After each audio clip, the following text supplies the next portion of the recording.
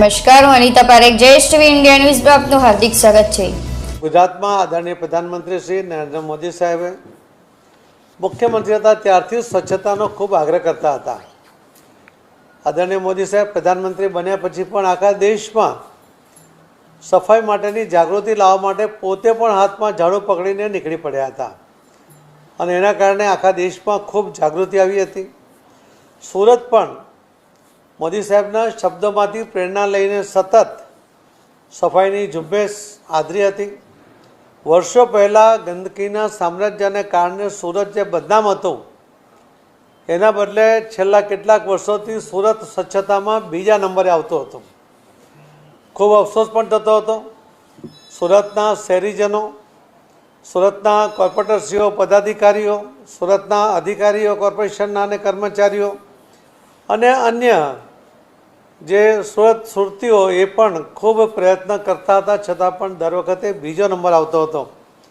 આ વખતે પણ આદરણીય પ્રધાનમંત્રી શ્રી નરેન્દ્ર મોદી સાહેબ જ્યારે ગુજરાતમાં સુરતમાં ડાયમંડ બુશના લોકાર્પણ માટે આવવાના હતા એના પહેલાં એમની એક સૂચના હતી કે એક અઠવાડિયું સુરતમાં સફાઈ થવી જોઈએ અને એક માઇક્રો સફાઈની આખી ઝુંબેશ કોર્પોરેશનના પદાધિકારીઓ, કોર્પોરેશનના અધિકારીઓ, કર્મચારીઓ સાથે સુરતના શહેરીજનોએ ગલી ગલીમાં જે ઝુંબેશ આદરી એનું પરિણામ આજે આપણને મળ્યું છે ને આજે પહેલીવાર સુરત સ્વચ્છતામાં પહેલો નંબર પ્રાપ્ત કર્યું છે।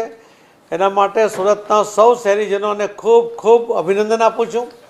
સુરત મહાનગરપાલિકાના પદાધિકારીઓને, મેયર, સ્ટેન્ડિંગ કમિટીના ચેરમેન, માજી મેયર, એમના માજી ચેરમેન, એમના સૌ કોર્પોરેટરો, સૌ કમિશનર અને બીજા અધિકારીઓ અને કર્મચારીઓ કે જે કર્મચારીઓની જહેમતને કારણે આ સફાઈ ઝુંબેશ સફળ થઈ છે।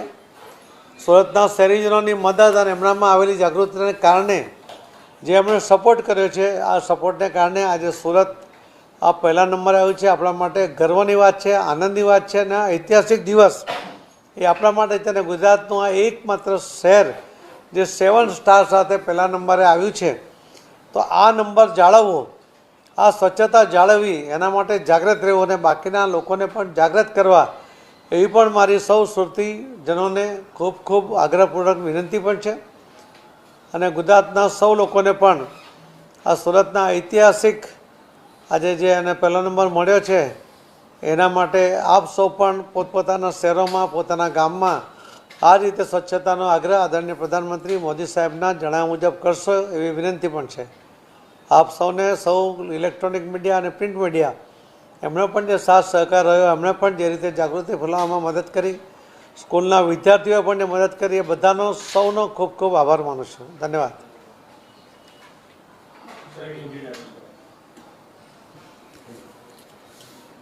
ઓટોમેટિક હિન્દી થઈ જવું નથી संजय। नमस्कार। आज सूरत और गुजरात के लिए ऐतिहासिक दिन है। सूरत जो गंदगी का साम्राज्य सूरत में रहता था, सूरत और गंदगी उसके साथ नाम जुड़ा हुआ था। कई सालों से आदरणीय प्रधानमंत्री श्री नरेंद्र मोदी साहब ने स्वच्छता की जो झुंबेश शुरू की, पूर्व के समय में भी यहाँ 3 दिन रहते हुए 3 दिन में पूरे शहर को स्वच्छ किया था। उसके बाद हर साल पूरे देश में सूरत का नंबर दूसरा आता था। सूरत के शहरीजनों को भी बहुत अफसोस होता था कि पहला नंबर क्यों नहीं आता है। इस बार भी आदरणीय प्रधानमंत्री श्री नरेंद्र मोदी साहब डायमंड बुश के लोकार्पण के लिए जब सूरत आए थे उसके पहले 1 वीक तक सफाई करने की सूचना उन्होंने दी थी और उसी के आधार पर सूरत के सभी पदाधिकारी, सभी कॉरपोरेटर, सभी म्यूनसिपल कमिश्नर, सभी अधिकारी, सभी कर्मचारी और सूरत के शहरीजनों ने मिलकर जिस तरह से सफाई की, माइक्रो सफाई की, उसके कारण सूरत को ये पहला नंबर आज प्राप्त हुआ है। मैं इसके लिए गुजरात को और सूरत के सभी शहरीजनों को बहुत बहुत अभिनंदन करता हूँ और इसी में से प्रेरणा लेते हुए पहला नंबर उसको जो आया मिला है उसका जतन भी करना है। हर बार अभी पहला नंबर मिलता रहे उसके लिए भी जागृत रहकर सबको जागृत भी करना है। मोदी साहब की जो अपेक्षा जो पूर्ण तो की है, मगर अभी ये जो अपेक्षा उनकी पहला नंबर हमारा मिला और मिलता रहे, ये हमारी अपेक्षा बनकर काम करना चाहिए। धन्यवाद।